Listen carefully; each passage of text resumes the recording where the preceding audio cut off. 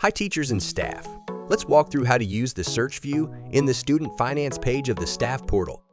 To begin, access Finance module from navigation menu and select Student Finance. Use search box to enter your query.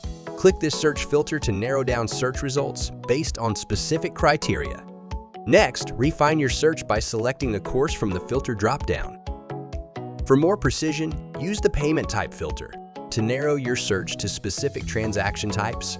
If you're tracking financial data within a certain period, set a date range to limit the results to transactions from that time frame. To further filter the data, use the status option to categorize information, making it easy to separate pending payments from settled accounts. Once your filters are set, click the Go button to execute your search.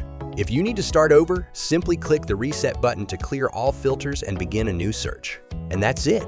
You now know how to use the search view in student finance. Simple, right? I hope this helped. We'll catch you next time on ilerno.